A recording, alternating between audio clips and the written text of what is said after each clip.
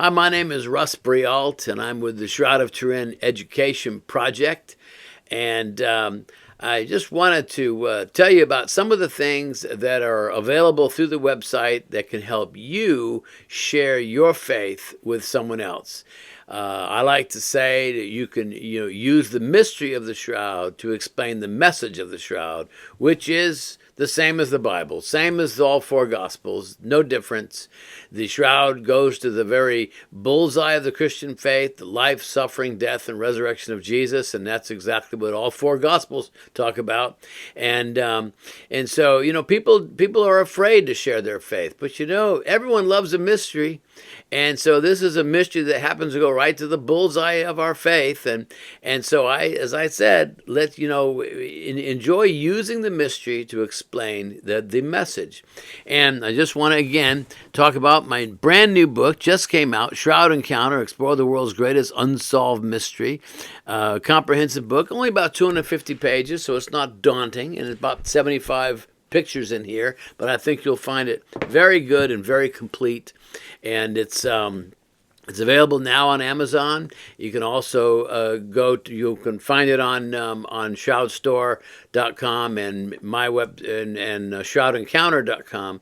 There's a little tab at the top that says store or shop. One of them, I can't remember. I want to talk to you about some other resources now that are on the site, and these are beautiful pictures. These are 8.5 by 11s,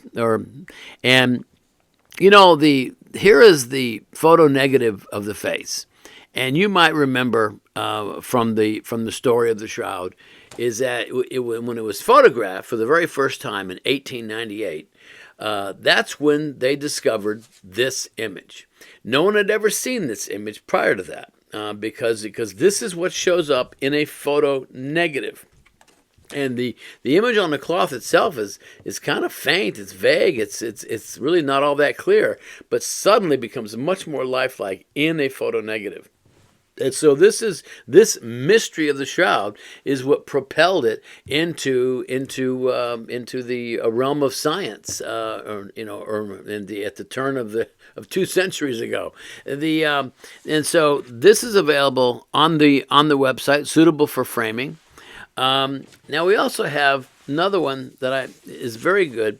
This is called the Shroud of Turin, just very simple, and in this picture, you have the natural image over here on the left, and then you have the photo negative image on the right here. And with a list of key data points running down the middle.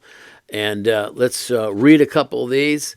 It says, the cloth is 14 feet by 3.5 feet, hand-twisted flax, conforms to Jewish burial practices for violent death. The man is 5'10". There are 2 nails for it says feet, 2 nail wounds, legs not broken, scourge, 120 whip marks on the body from the neck to the ankles, post-mortem blood flow across the back, which shows the separation of blood and blood serum. The head is covered with puncture wounds, about 30 of them. Side wound occurred after death. Hands show both nail wounds in the wrists. No thumbs were visible. Other markings are burns and patches from 1532 fire and water stains from when the fire was put out. No visible trace of paint, ink, dye, or pigment. 13 different tests proved positive for human blood from actual wounds and no stains of decomposition. So, if there's no stains of decomposition, if there was a body in this cloth, it wasn't in there for very long. This is a great piece. It's suitable for framing or just suitable just to walk someone through what the shroud is and what the key data points are. And then there is this one here, which is, it's there's John the Baptist looked at Jesus and he says, "Behold the Lamb of God who takes away the sins of the world." And I have this photo negative image here of the frontal image with 2 verses of scripture. On the left, where Jesus says, "I am the resurrection and the life. He who believes in me, though he were dead, yet shall he live." And then on the right, classic verse from 1 Corinthians 15:51, talking about our resurrection, he says, "Behold, I show you a mystery. We will not all sleep, but we will all be changed in a moment, in the twinkling of an eye." So the promise of the shroud is the promise of our own resurrection that's going to happen at some time in the future. Hasn't happened yet, but I'm sure looking forward to it, and I think that that's what the shroud speaks to. And then lastly, we have this adaptation of Caravaggio's famous Doubting Thomas. It's a famous Renaissance painter. I think this was painted in 1603. And then, of course, we've readapted it to bring it into the 21st century by putting the shroud here, and where we see Thomas thrusting his finger into the side wound on the shroud. And really, this is what the shroud is all about, I think.